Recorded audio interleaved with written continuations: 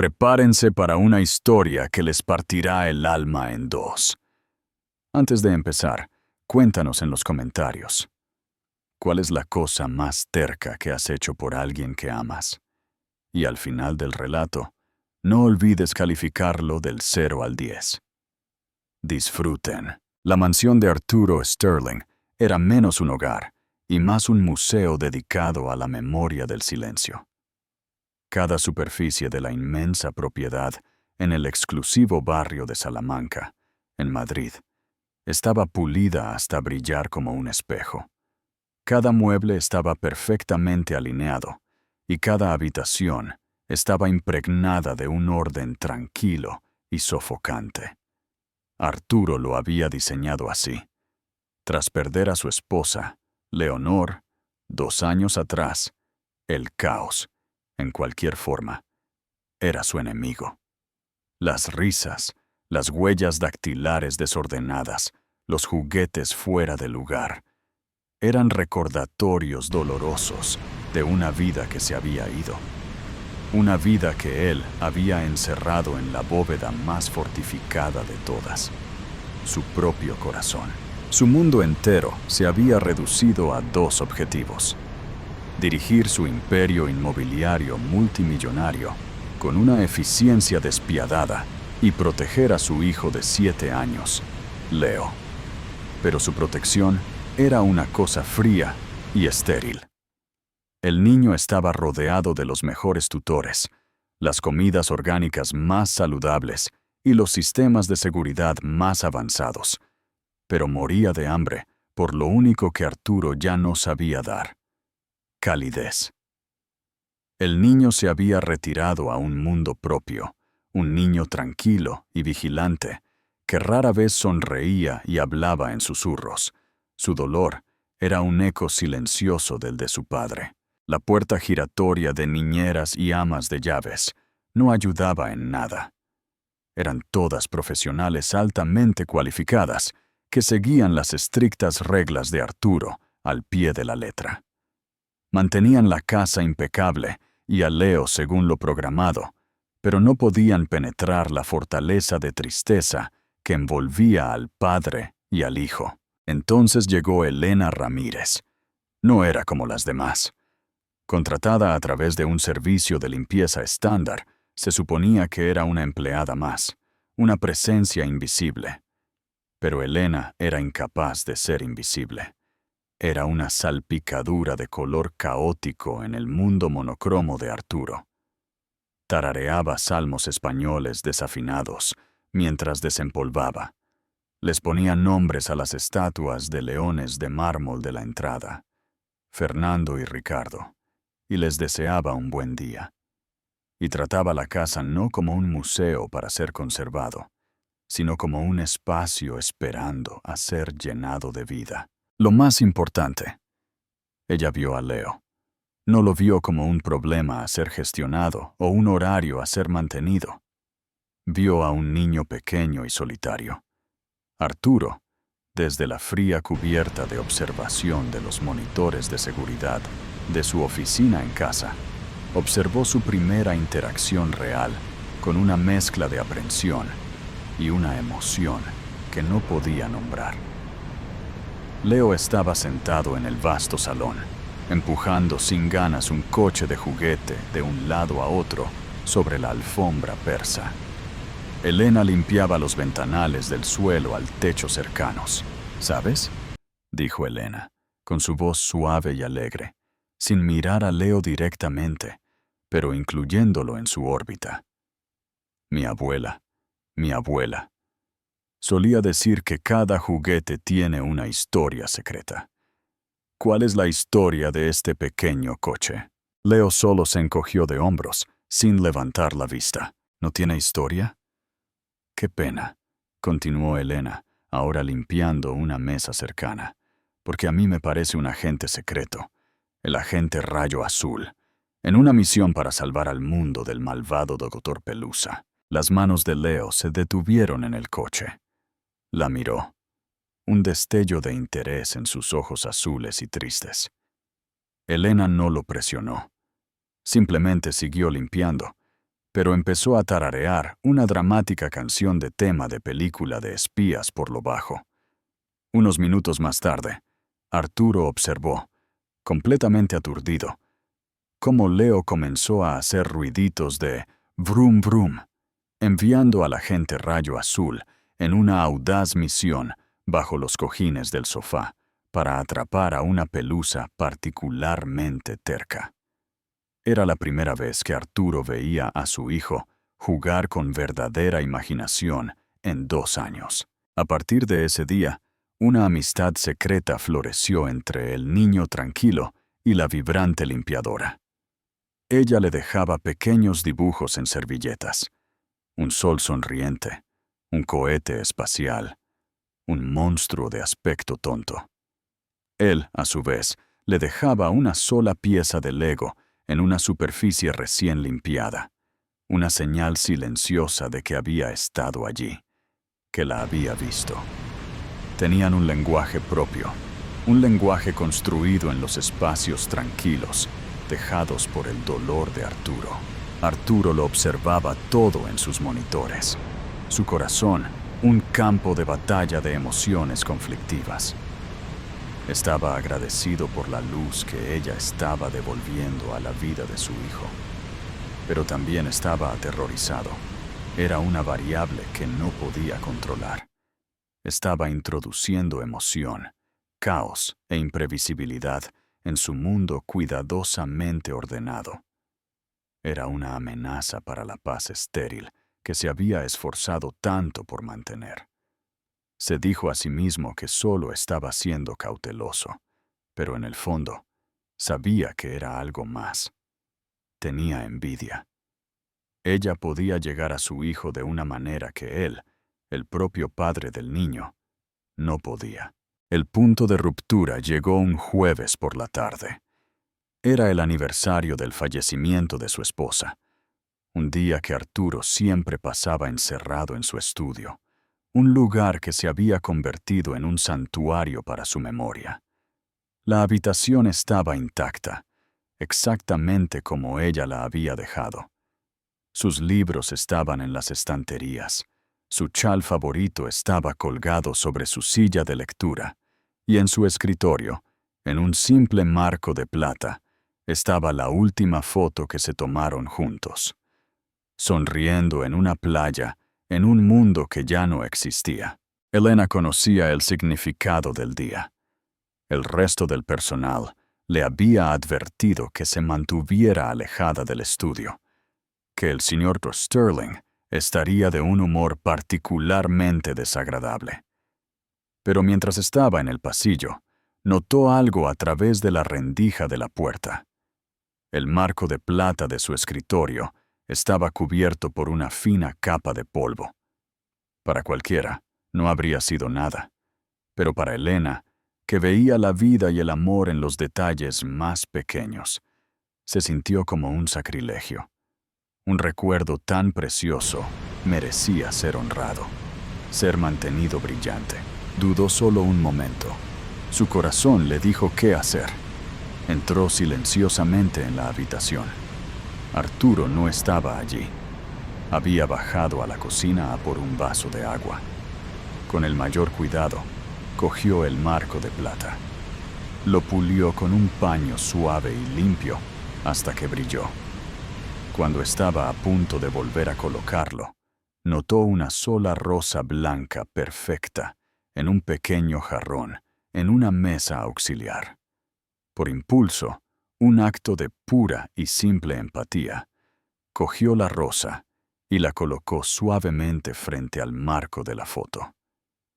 Era un pequeño gesto de respeto, de humanidad compartida, una forma de decir: veo tu dolor, honro tu memoria. Terminó y salió silenciosamente de la habitación, su corazón un poco más ligero. Cuando Arturo regresó a su estudio, lo vio de inmediato, el marco pulido, la única rosa blanca. Y no sintió gratitud. Sintió una rabia volcánica e irracional. Ella había invadido su santuario. Había tocado su recuerdo sagrado. Se había atrevido a traer su mundo desordenado y emocional al único lugar que él mantenía puro. Esto no era amabilidad. Era una transgresión, una violación de las reglas tácitas y férreas de su casa. Salió furioso del estudio, su rostro una máscara de fría furia. Encontró a Elena en la cocina, tarareando suavemente mientras preparaba la merienda de Leo. «¿Qué hiciste?», exigió, su voz peligrosamente baja. Elena se dio la vuelta, asustada. «Señor Sterling, no entiendo». «Mi estudio, la fotografía», dijo, cada palabra como un trozo de hielo. «Entraste ahí, lo tocaste». Su rostro se cayó al comprender. «Yo solo...». El marco estaba polvoriento. Solo quería limpiarlo. La rosa fue un gesto de respeto. «No le pago por gestos de respeto», dijo, su voz cortante como una cuchilla. «Le pago para que siga instrucciones. Y la instrucción principal en esta casa es mantener el orden. Ha perturbado ese orden. Ha sobrepasado sus límites de la manera más profunda posible». «Lo siento», susurró, el dolor brotando en sus ojos. «De verdad que no quise hacer daño». Pero Arturo estaba más allá de la razón. Su dolor, su miedo a perder el control, habían encontrado un objetivo. «No puedo tener empleados que no entiendan los límites, que traigan su caos sentimental a mi casa. Sus servicios ya no son necesarios. Está despedida». Las palabras quedaron suspendidas en el aire, frías y definitivas. Elena lo miró, el shock en su rostro siendo reemplazado lentamente por una dignidad tranquila y desgarradora. No lloró, no suplicó. Se había enfrentado a cosas peores que la fría furia de un hombre roto y rico. «Entiendo», dijo, su voz temblando solo un poco. Se desató el delantal y lo colocó ordenadamente en el mostrador. «¿Puedo despedirme de Leo?». «No», dijo Arturo. La crueldad, un reflejo que no podía controlar. «Una ruptura limpia es más eficiente. Se enviará un cheque de indemnización a su agencia». Sin decir otra palabra, Elena se dio la vuelta y salió de la cocina, por la puerta trasera y fuera de sus vidas.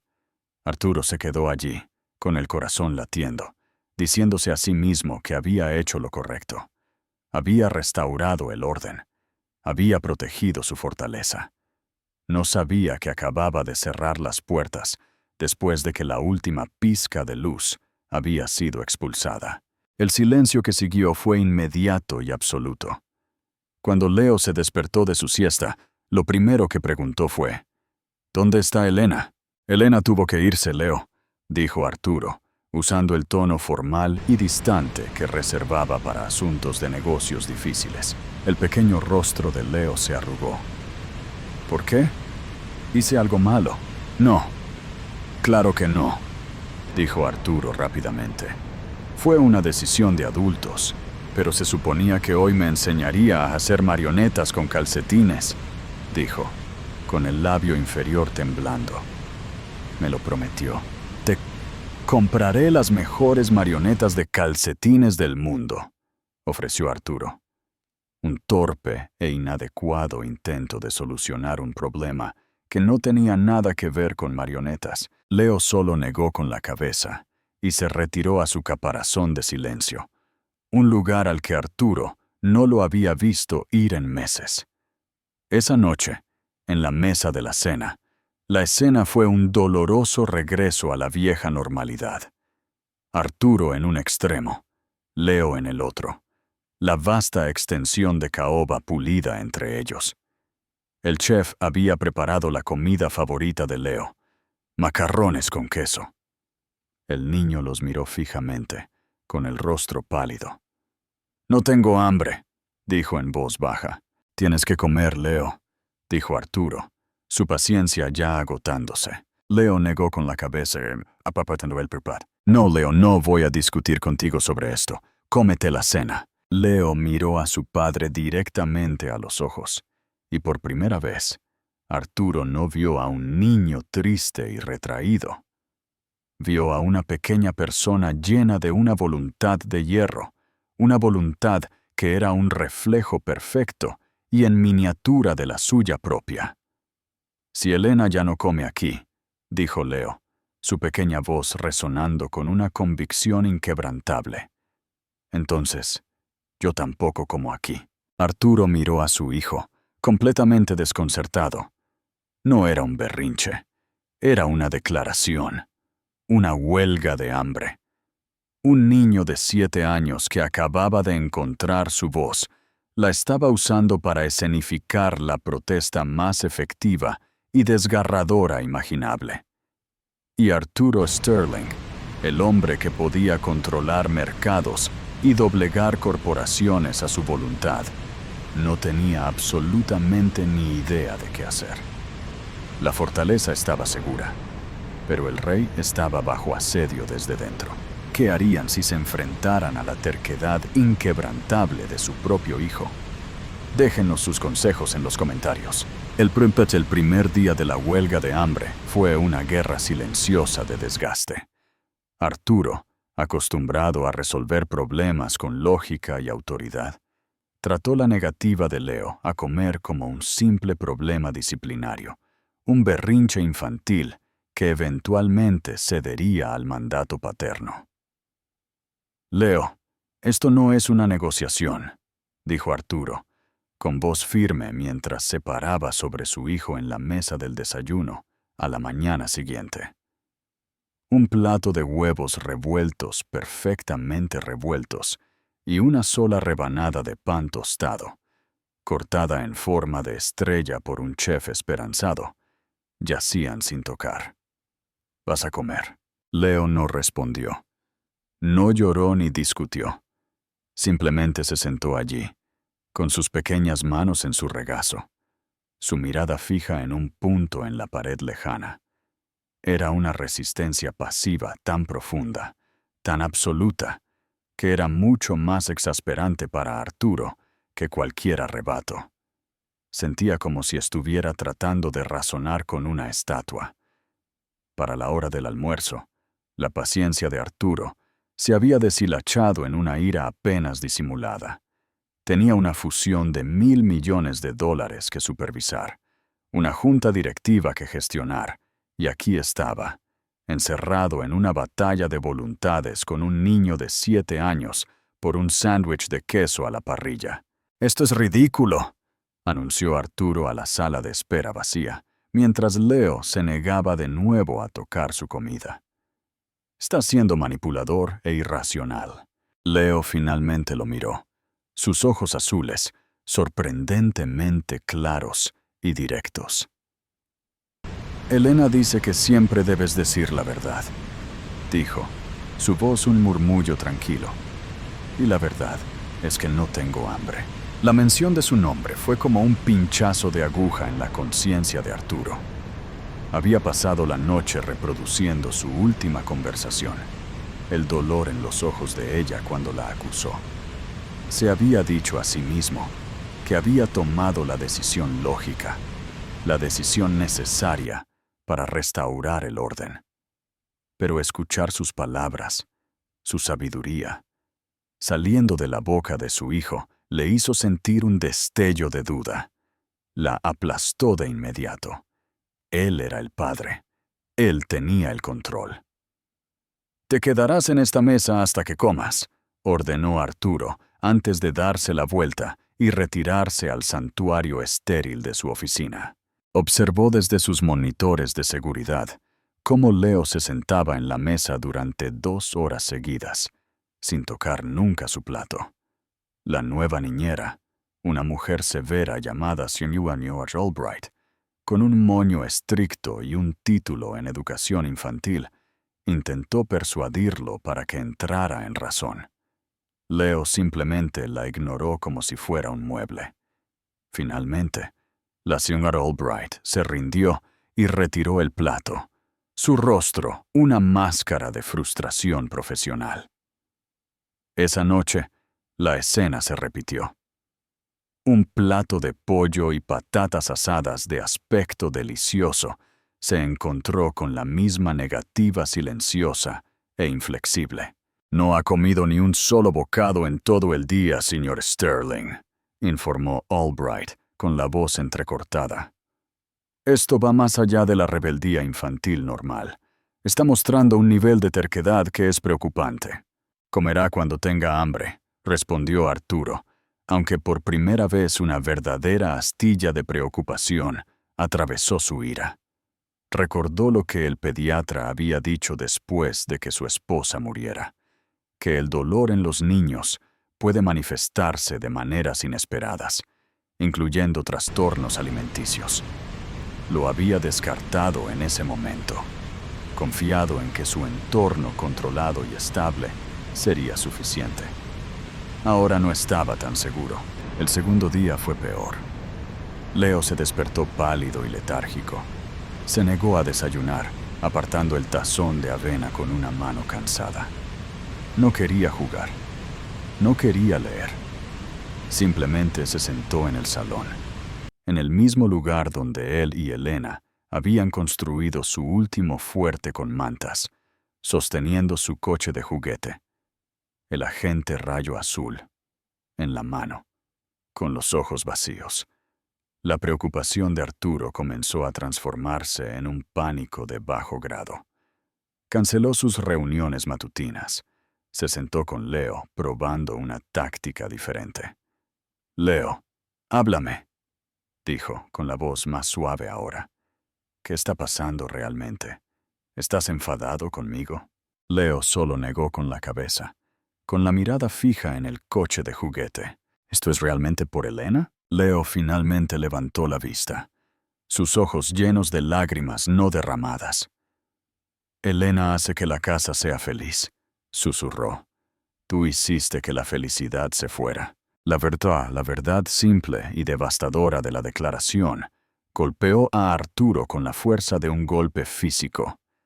Había estado tan concentrado en gestionar su propio dolor, en mantener su propio orden frío, que no se había dado cuenta de que había estado extinguiendo activamente la misma luz que su hijo necesitaba tan desesperadamente. Yo puedo hacer que la casa sea feliz», dijo Arturo, las palabras sonando huecas incluso para sus propios oídos. Leo solo volvió a negar con la cabeza y se dio la vuelta. Un despido silencioso y desgarrador. Por la tarde, Leo tenía fiebre baja y estaba visiblemente débil. Arturo llamó al médico de la familia, un hombre amable y sensato llamado Dr. Evans. «Arturo, ¿qué es esto que oigo de que Leo no está comiendo?», preguntó el Dr. Evans, con la voz llena de preocupación. «Durante 48 horas. Está siendo terco», dijo Arturo, la vieja ira encendiéndose como un mecanismo de defensa. «Es una lucha de poder». «Arturo», dijo el médico, su voz cortando a través de la excusa. «Un niño de 7 años no hace una huelga de hambre como una lucha de poder. Esto es una llamada de ayuda. Su dolor se está manifestando físicamente. Lo que sea que haya provocado esto, tienes que solucionarlo. Ahora, tráelo esta noche. Si está deshidratado, necesitará un suero». La amenaza de la intervención hospitalaria destrozó el último vestigio de compostura de Arturo. Colgó el teléfono, con las manos temblando. Miró a su hijo acurrucado en el sofá, pequeño y frágil, y sintió una ola de terror. ¿Qué había hecho? En su búsqueda ciega por proteger su fortaleza, ¿había terminado dañando a la única persona que intentaba proteger? Supo, con una certeza nauseabunda, que esto ya no era sobre reglas o límites. Se trataba del bienestar de su hijo. Y supo, aunque odiaba admitirlo, que solo había una persona que podría arreglar esto. ¿Qué creen que hizo Arturo? ¿Se tragó su orgullo o dejó que su hijo fuera al hospital? Comenten su teoría. Elena Ramírez estaba en medio de una entrevista de trabajo cuando su teléfono vibró. Era una llamada de la agencia de limpieza para la que había trabajado. Elena, dijo la voz de su ex supervisora, sé que esto es extraño, pero acabo de recibir una llamada del asistente personal de Arturo Sterling. Está tratando de localizarte. Dice que es una emergencia con respecto a su hijo. El corazón de Elena se detuvo. Leo, ¿una emergencia? ¿Dijo lo que pasó? No, solo que el señor Sterling necesita hablar contigo urgentemente. Dejó un número privado. Elena terminó la entrevista, disculpándose profusamente, su mente corriendo con 1000 escenarios del peor de los casos. ¿Se había caído Leo? ¿Estaba enfermo? Marcó el número con los dedos temblorosos. Elena. La voz de Arturo estaba tensa, despojada de su autoridad habitual. ¿Qué le pasó a Leo? ¿Está bien?, preguntó, con la voz tensa por el pánico. Él no está comiendo, dijo Arturo, las palabras una difícil admisión. No ha comido desde que te fuiste. El médico dice que tal vez tengamos que llevarlo al hospital. Hizo una pausa, y ella pudo oír el sonido áspero de su respiración. Está preguntando por ti. El mundo pareció ralentizarse. Él estaba preguntando por ella. Por favor, Elena. La voz de Arturo se quebró. Un sonido de desesperación cruda que nunca antes había escuchado. Sé que no tengo derecho a pedirte nada. Sé que fui un monstruo contigo. Pero él te necesita. Yo te necesito. No sé qué hacer. Elena cerró los ojos. El dolor, la ira, la humillación de su despido. Todo se desvaneció, reemplazado por un solo pensamiento abrumador. Leo la necesitaba. Voy para allá, dijo simplemente, y colgó. Tomó un taxi a la mansión. Las luces de la ciudad un borrón a través de la ventana. Cuando llegó, Arturo la estaba esperando en la puerta principal. Su rostro, una máscara de angustia y alivio. Gracias, susurró mientras ella entraba. Está en su habitación. Ni siquiera quiere hablar conmigo. Elena subió la gran escalera, con el corazón dolorido. Encontró a Leo en su cama, acurrucado en una pequeña bola, con el rostro vuelto hacia la pared. La habitación estaba oscura, las cortinas cerradas. Leo, dijo suavemente desde el umbral. Al oír su voz, la pequeña figura en la cama se agitó. Lentamente se dio la vuelta. Su rostro estaba pálido y sus ojos estaban apagados, pero cuando la vio, un pequeño destello de luz regresó. Elena, susurró, con la voz débil. Ella se acercó y se sentó en el borde de su cama, su mano acariciando suavemente su cabello. Oí que cierto agente secreto estaba en una misión para preocupar mucho a su papá, dijo, su voz un murmullo reconfortante. Una débil sonrisa tocó los labios de Leo. El agente Rayo Azul está en huelga. Ya veo, dijo ella, con expresión seria. ¿Y cuáles son sus demandas? Leo miró más allá de ella hacia el umbral, donde su padre estaba de pie, una sombra silenciosa y ansiosa. Quiero que te quedes, susurró, sus ojos llenándose de lágrimas. Elena sintió que su propio corazón se rompía. Miró al niño pequeño y frágil, que estaba dispuesto a morirse de hambre por una simple conexión humana. Y luego miró al hombre poderoso y roto en el umbral, que apenas comenzaba a entender lo que eso significaba. De acuerdo, pequeño, dijo, su voz entrecortada por la emoción. Pero primero, necesitamos que nuestro agente recupere su fuerza. Un superhéroe no puede salvar el mundo con el estómago vacío. ¿Qué tal si negociamos los términos de tu rendición con un plato de sopa? Leo dudó, luego asintió levemente. Elena se volvió hacia Arturo. ¿Podrías pedirle al chef que caliente un poco de sopa de pollo?, preguntó, su tono suave pero firme. No era una petición, sino una orden. Arturo solo asintió. con una mirada de profunda y humillante gratitud en su rostro, y se apresuró a la cocina. Elena se quedó con Leo, sosteniendo su mano, tarareando las tontas canciones desafinadas que él amaba. Sabía que esto era una tregua temporal, no una solución permanente. Los problemas entre ella y Arturo seguían allí, vastos y tácitos.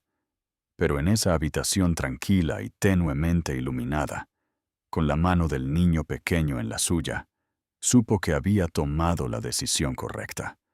Por ahora, aquí era donde pertenecía. La casa y los corazones dentro de ella necesitaban sanar. Y por alguna extraña e inexplicable razón, ella era la única que parecía conocer la cura.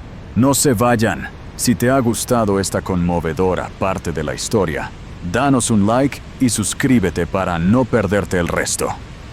El aroma de la sopa de pollo, rico y sabroso, fue la primera señal de vida en la mansión Sterling, en lo que se sintió como una eternidad.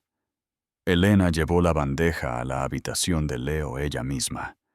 El niño estaba sentado en la cama, luciendo un poco más fuerte, un destello de su antigua luz regresando a sus ojos ahora que ella estaba allí.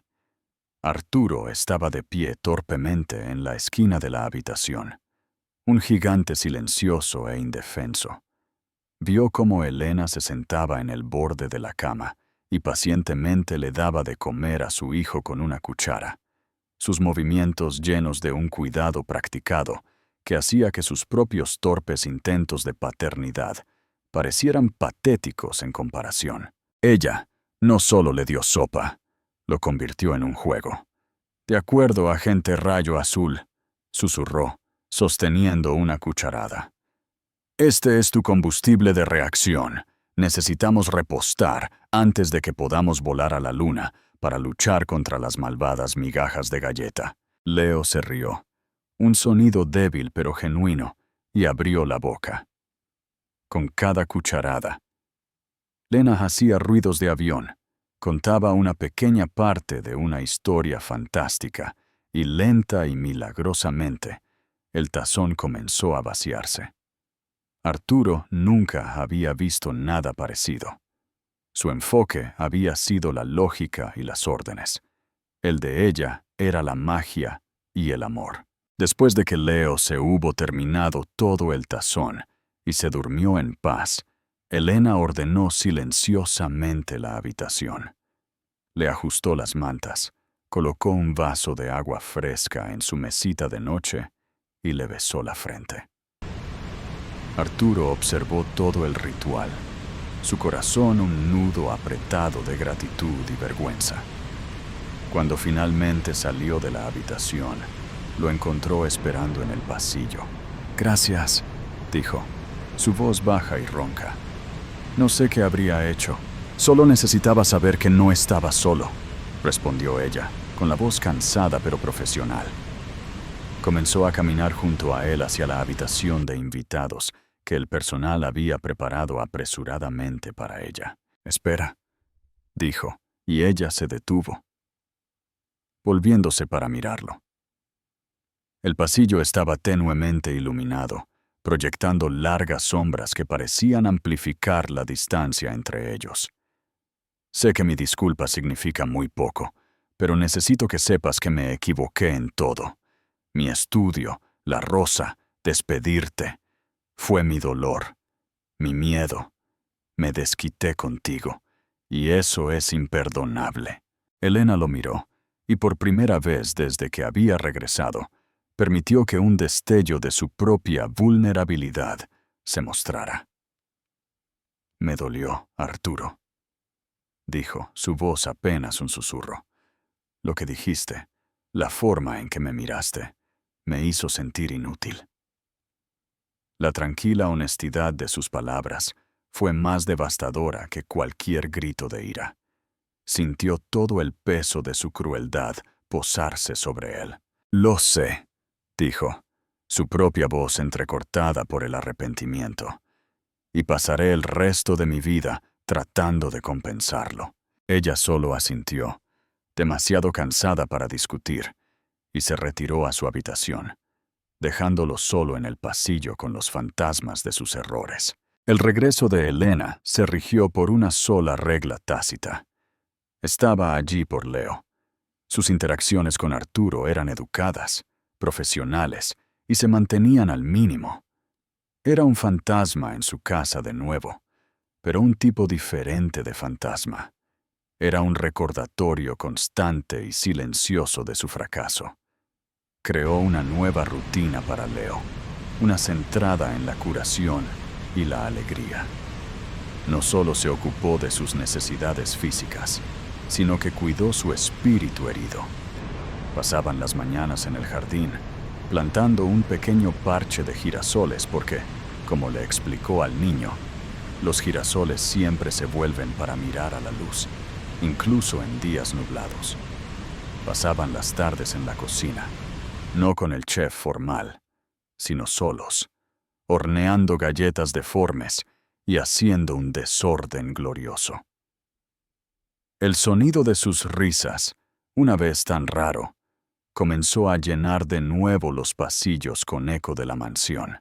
Arturo lo oía desde su oficina, un sonido que era a la vez un consuelo y un tormento.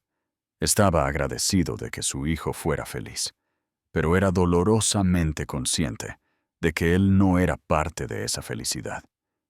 Era un extraño en su propia casa, observando la vida desde detrás de una pared de cristal. Intentó unirse a ellos, torpe e incómodo en sus intentos. Entraba en la cocina mientras horneaban, y la charla fácil cesaba de inmediato. Leo se quedaba en silencio, y Elena adoptaba su postura educada y profesional. «Señor Sterling, ¿puedo ayudarle en algo?», preguntaba ella, con la voz fría. «No, yo solo estaba…», tartamudeaba antes de retirarse de nuevo a la seguridad de su oficina, sintiéndose como un intruso. Se dio cuenta de que no solo había roto su confianza, sino que había roto su conexión naciente y frágil. No tenía ni idea de cómo arreglarlo, así que hizo lo único que sabía hacer. Observó. La observó con Leo. Vio la infinita paciencia que tenía cuando el niño tenía problemas con sus deberes.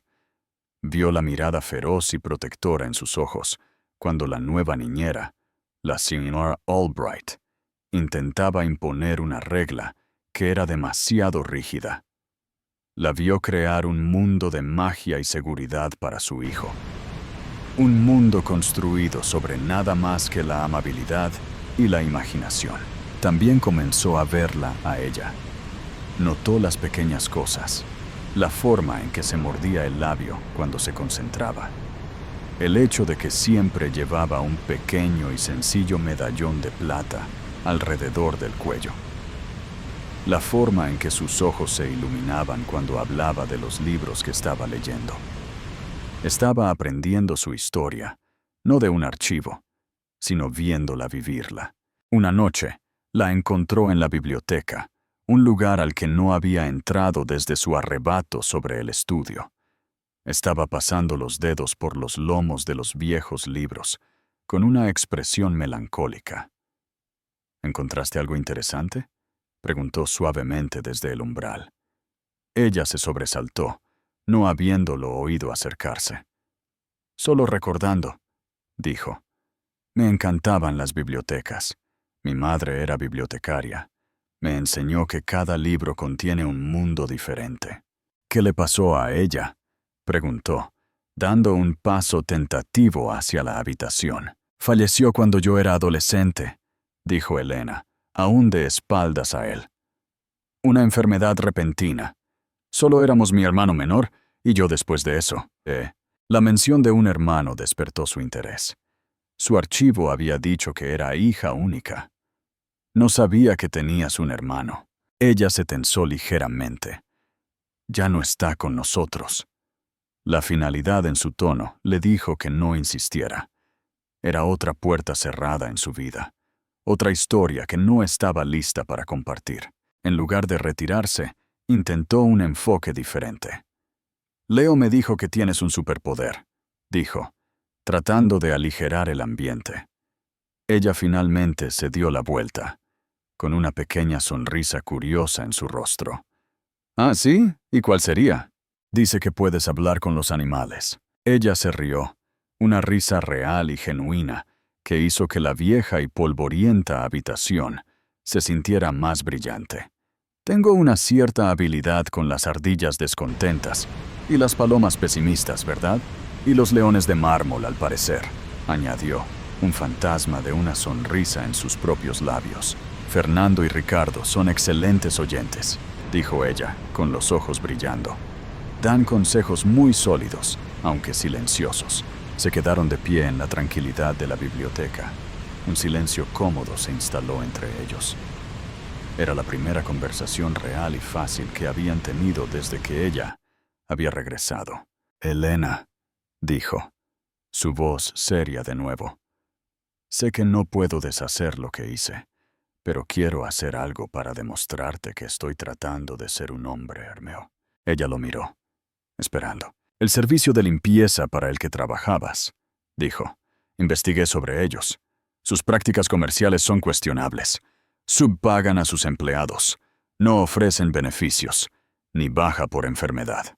«Lo sé», dijo ella en voz baja. «Es un trabajo duro». «Es explotación», corrigió él. «Y yo fui parte de eso. Los contraté. Nunca pensé en las personas detrás de los uniformes». Respiró hondo. «Voy a rescindir mi contrato con ellos y voy a crear un nuevo departamento de instalaciones internas para mi compañía. Quiero contratar a todos sus empleados por el doble de su salario actual, con beneficios de salud completos, vacaciones pagadas y un plan de jubilación». Elena lo miró fijamente, completamente aturdida. «Arturo, eso cambiaría cientos de vidas». «Es lo correcto», dijo simplemente, «y quiero que me ayudes a construirlo. Quiero que seas consultora en el proyecto, para asegurarme de que se haga con dignidad y respeto por los empleados». Ella se quedó sin palabras. Esto no era un gran gesto público. Era una acción real y tangible que tendría un impacto profundo en personas como ella. Era una demostración de una perspectiva cambiada. «¿Por qué haces esto?», preguntó, con la voz en un susurro. «Porque me abriste los ojos», dijo, su mirada directa e inquebrantable. «Me enseñaste que el mayor activo de una compañía no es su cartera de bienes raíces. Son sus personas. Todas sus personas». Las lágrimas brotaron en sus ojos, pero esta vez no eran lágrimas de dolor o tristeza. Eran lágrimas de una esperanza frágil y naciente. Tal vez, solo tal vez, este hombre realmente era capaz de cambiar. Tal vez, solo tal vez, valía la pena arriesgarse a creer en él. «Lo haré», dijo, con la voz entrecortada por la emoción. «Gracias», dijo él. Se quedaron allí, en la tranquilidad de su biblioteca familiar. El espacio entre ellos, ya no un abismo de desconfianza, sino un puente, frágil y nuevo, que lentamente, con cuidado, estaban comenzando a construir juntos. ¿Creen que Elena y Arturo pueden construir un futuro juntos? Déjennos su opinión en la sección de comentarios. La creación del nuevo departamento de instalaciones internas se convirtió en su proyecto compartido. Pasaban horas juntos, no en la mansión, sino en una pequeña oficina temporal que Arturo había instalado en el centro. Era un terreno neutral. Trabajaban en manuales de empleados, en paquetes de beneficios, en programas de capacitación. Arturo, por primera vez, no solo estaba delegando, estaba aprendiendo. Escuchaba mientras Elena explicaba las realidades diarias de la vida de un trabajador de servicios. El desgaste físico, la falta de respeto, la constante ansiedad financiera. «Necesitamos una sala de descanso con sillas cómodas y una cafetera decente», había insistido ella durante una reunión. «No es un lujo, Es una necesidad. Es una señal de que ves a tus empleados como seres humanos que necesitan un lugar para descansar durante 10 minutos, no solo como engranajes en una máquina. Él había estado de acuerdo sin dudar. A través de su trabajo, comenzaron a redescubrirse el uno al otro. Él vio su mente brillante y estratégica en acción. Ella podía analizar un presupuesto y encontrar ineficiencias con la misma precisión que usaba para organizar la sala de juegos de Leo. Era una líder natural. Sus ideas siempre se centraban en la equidad y la dignidad. Ella, a su vez, vio un lado de él que nunca supo que existía. Era un aprendiz rápido, un hombre que, una vez que se le abrían los ojos a una injusticia, era implacable en su búsqueda de una solución. También era, descubrió ella, sorprendentemente divertido, con un ingenio seco y autocrítico que solo salía por la noche. Una tarde, estaban discutiendo sobre el color de los nuevos uniformes. El gris es profesional y práctico, argumentó él. El gris es el color de la tristeza y la rendición, replicó ella. Necesitamos algo con un poco de vida, un bonito azul oscuro. Es calmante y autoritario. Solo te gusta el azul porque combina con tus ojos, dijo él. Las palabras se le escaparon antes de que pudiera detenerlas. El aire en la habitación se detuvo. Era la primera vez que decía algo tan abiertamente personal. Elena se sonrojó, mirando hacia abajo a las muestras de tela. Son marrones, dijo en voz baja. No, dijo él, con la voz suave. No lo son. Son del color del café rico y oscuro, con un poco de oro cuando la luz los golpea justo. Ella levantó la vista, y la intensidad en su mirada la hizo olvidar cómo respirar. La fachada profesional que habían mantenido con tanto cuidado se había agrietado, revelando la poderosa e innegable corriente de atracción que había estado fluyendo bajo la superficie todo el tiempo. El momento se rompió por un golpe en la puerta. Era Leo, traído a la oficina por su conductor después de una cita de juegos. ¡Elena!, gritó, corriendo hacia la habitación y lanzándose a sus brazos. «Papi, ¿viste el nuevo dinosaurio que tengo? Se llama Mandíbulas y se come a los malos». La tensión se disipó, reemplazada por la calidez fácil de su afecto compartido por el niño pequeño. Pero el momento se quedó. Ambos lo habían visto, ambos lo habían sentido. El puente entre ellos se estaba volviendo más fuerte, y ambos tenían cada vez menos miedo de cruzarlo. El incidente del uniforme, como Elena lo apodó en privado, fue un cambio sutil, pero significativo. El aire entre ellos ahora estaba permanentemente cargado con una conciencia que iba mucho más allá de su colaboración profesional. Eran hiperconscientes, el uno del otro. Un roce casual de manos, mientras alcanzaban el mismo documento, enviaría una sacudida a ambos. Una risa compartida por una línea ridícula en un contrato legal se prolongaría unos segundos de más. Estaban en la caída libre tranquila, aterradora y emocionante justo antes de que una relación realmente comience. Arturo, un hombre que había pasado años tratando la emoción como un idioma extranjero, se encontró tratando de aprender su gramática. Comenzó a hacer cosas que estaban completamente fuera de lugar. Recordó que Elena había mencionado que le encantaba el caos y la energía de las ferias locales, así que un sábado sugirió que llevaran a Leo a una.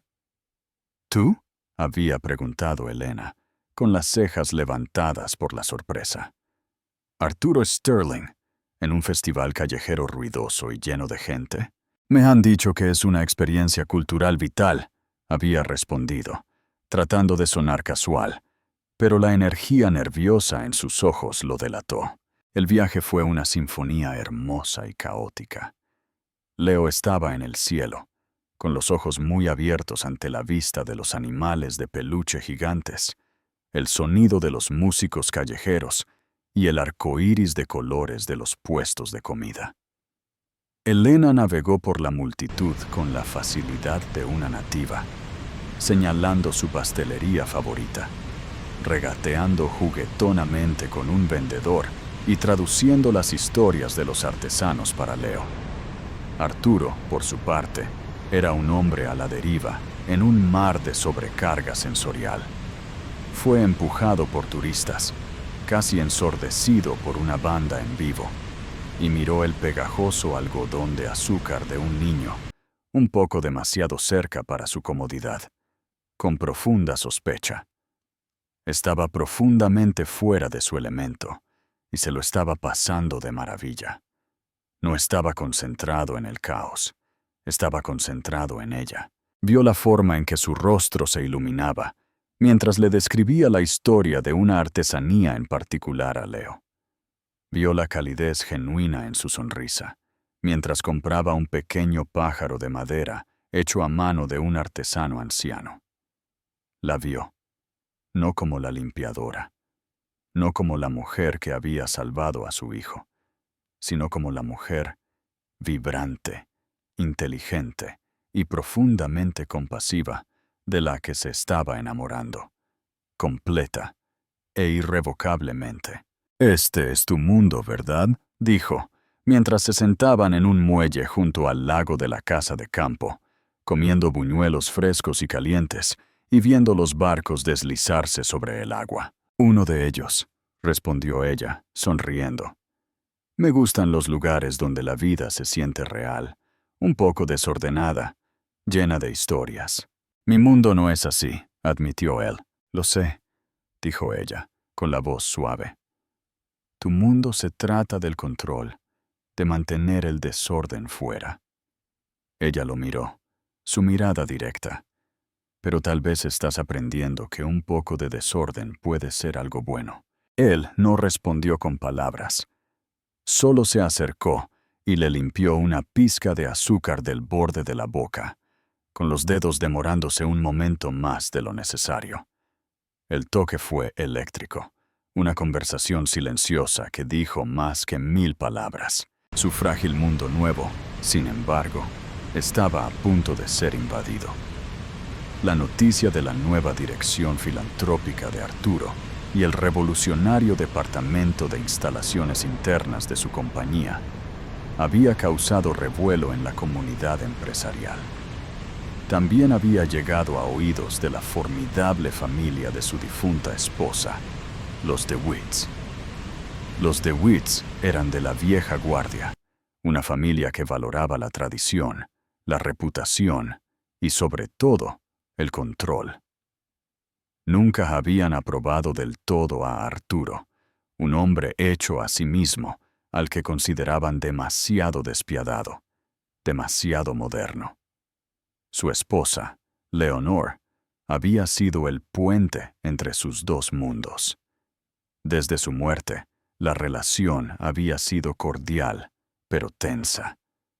Se veían a sí mismos como los guardianes de la memoria de Leonor, y, por extensión, como teniendo voz en la educación de Leo. La matriarca de la familia, una mujer aterradoramente elegante llamada Beatrice DeWitt, había estado observando los cambios recientes de Arturo con creciente alarma. Los rumores sobre su nueva consultora, una ex limpiadora, habían llegado a ella y no los aprobaba. La citación llegó en forma de un correo electrónico conciso. Beatriz organizaba el partido anual de polo de caridad de la familia DeWitt, y la presencia de Arturo y Leo no era solicitada, era requerida. «Odio el partido de polo», se quejó Arturo, leyendo el correo electrónico en su oficina. «Es una actuación de 3 horas de sonrisas falsas y preguntas pasivo-agresivas sobre mi cartera». «Entonces no vayas», dijo Elena, que estaba en su oficina revisando una propuesta para un nuevo programa de bienestar para empleados. «Tengo que ir», suspiró él. Es para la fundación de la familia, y si no me presento con Leo, Beatriz montará una invasión a gran escala de la mansión, para asegurarse de que su nieto está siendo criado adecuadamente. Se pasó una mano por el cabello. Es difícil. ¿Más difícil que yo?, bromeó Elena. Él la miró, y una lenta sonrisa se extendió por su rostro. Nadie es más difícil que tú, Ramírez. Pero tú eres un tipo diferente de difícil. Eres del tipo bueno. Dudó un momento. Quiero que vengas con nosotros. La sonrisa de Elena se desvaneció. Arturo, no creo que sea una buena idea. La familia de tu esposa me devorarán viva. No dejaré que lo hagan, dijo, con la voz firme. Ahora eres parte de esta familia, Elena. Eres parte de nuestra familia. Quiero que lo vean. Quiero que lo sientas. Su sinceridad era innegable. Ella sabía que este era un gran paso para él. Una declaración pública. Era su forma de mostrarle que no era solo un secreto que guardaba dentro de las paredes de la mansión. De acuerdo, dijo, su corazón dando un salto nervioso. Pero si tu suegra me pregunta dónde compré mi sombrero, le diré que lo hice con actas de reuniones de la Junta recicladas. Él se rió. Un sonido realmente fácil. Trato. ¿Crees que Elena se mantendrá firme frente a la familia de Arturo? Déjanos tu opinión en los comentarios. El día del partido de polo fue un sábado perfecto, bañado por el sol. La finca de Witt era una vasta extensión de césped verde esmeralda, pastos cercados de blanco y elegancia de la vieja escuela. El aire estaba lleno del tintineo de las copas de champán y el murmullo educado de la élite de la ciudad. Elena se sentía como una antropóloga estudiando una extraña tribu alienígena. Las mujeres usaban todas el mismo estilo de sombreros de ala ancha y vestidos florales. Los hombres tenían todos la misma postura fácil y segura de personas que nunca se habían preocupado por una factura en sus vidas. Ella llevaba un vestido de sol simple y elegante que había encontrado en una tienda de segunda mano. Un hermoso azul marino que hacía que sus ojos color café resaltaran. Se sentía un poco fuera de lugar, pero la mano de Arturo, descansando firmemente en la parte baja de su espalda, era un ancla cálida y estable. Leo, luciendo adorable con un pequeño blazer, estaba principalmente interesado en los caballos. Beatriz de Witt se abalanzó sobre ellos en el momento en que llegaron. Era una mujer alta y esbelta de unos 60 y tantos años, con el cabello plateado perfectamente peinado y ojos tan afilados y fríos como trozos de hielo. «Arturo», dijo, su voz un murmullo bajo y melodioso, que era de alguna manera más intimidante que un grito. Besó el aire junto a su mejilla. Luego giró su mirada hacia Elena, mirándola de arriba a abajo, con una evaluación lenta y deliberada, que hizo que Elena se sintiera como si estuviera siendo valorada para una subasta. «Y tú debes ser la ayuda», dijo Beatriz, la palabra goteando con descendencia. Antes de que Elena pudiera responder, el brazo de Arturo se tensó alrededor de su cintura. «Beatriz, ella es Elena Ramírez, mi pareja». La palabra pareja quedó suspendida en el aire, un desafío deliberado y calculado. Las cejas perfectamente arqueadas de Beatriz se levantaron una fracción de pulgada. «Ya veo», dijo, su voz perdiendo un poco de su calidez. «Qué moderno de tu parte, Arturo». Luego dirigió su atención a Leo, su actitud cambiando a la de una abuela cariñosa. «Leo, cariño, ven a darle un abrazo a tu abuela. Te ves un poco delgado. Espero que te estén alimentando adecuadamente».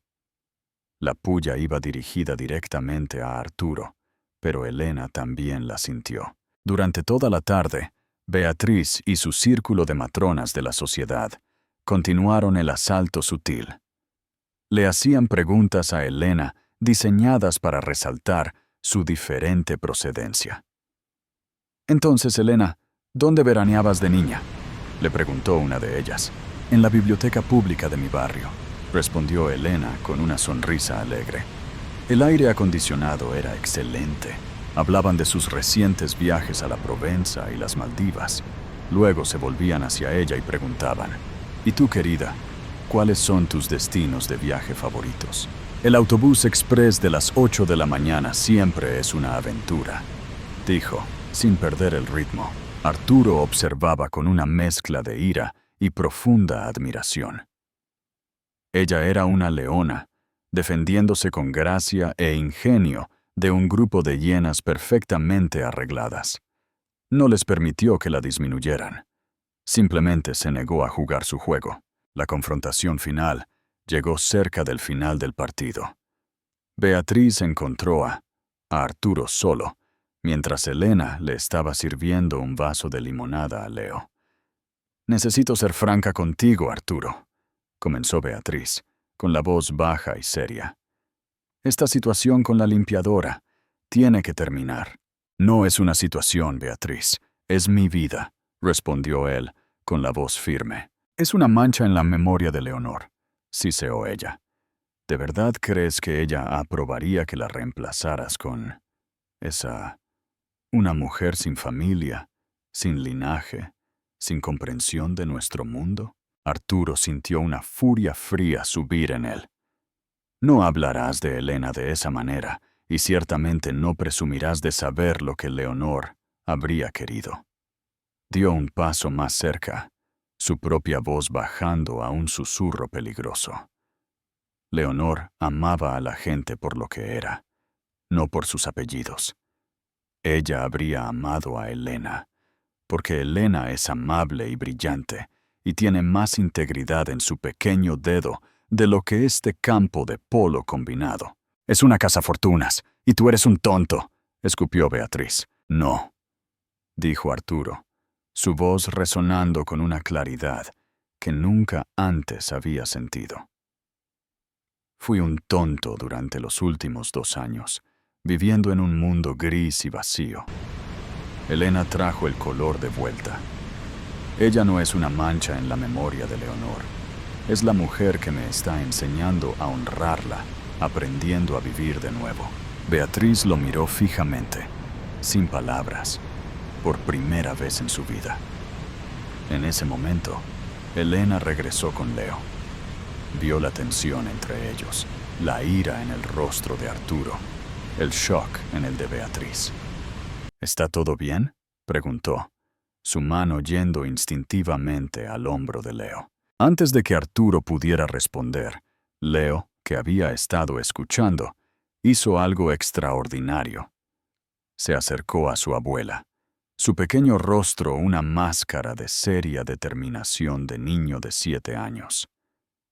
«Te equivocas, abuela Bea», dijo, con la voz clara y fuerte. «Elena no es una mancha. Ella es el sol, y papá es feliz ahora. Mamá querría que él fuera feliz». La verdad simple y poderosa entregada por un niño hizo lo que todos los argumentos de Arturo no pudieron. Destrozó la compostura de Beatriz. Miró a su nieto, al amor feroz y protector en sus ojos, y algo en ella pareció romperse. Miró a Arturo y Elena de pie juntos, un frente unido. Y por primera vez, no vio un escándalo. Vio una familia. No se disculpó. Las mujeres como Beatriz de Witt no se disculpaban, pero sí dio un pequeño, casi imperceptible, asentimiento. Era una concesión, una rendición. La batalla había terminado. Mientras caminaban de regreso al coche, el sol poniente proyectando un brillo dorado sobre los campos verdes, Arturo tomó la mano de Elena. «Gracias», dijo. «¿Por qué?» «Por ser tú», respondió, «y por enseñarle a mi hija a ser un héroe». Ella sonrió, entrelazando sus dedos con los de él. «Eso lo aprendió de su padre», dijo suavemente. Y mientras se alejaban del mundo del dinero antiguo y las frías tradiciones, sabían que caminaban hacia un futuro de su propia creación. Un futuro construido no sobre lo que se esperaba, sino sobre lo que era real. Si te ha gustado esta historia de sanación y nuevos comienzos, no olvides darle like, compartir y suscribirte al canal para más historias que te tocarán el corazón.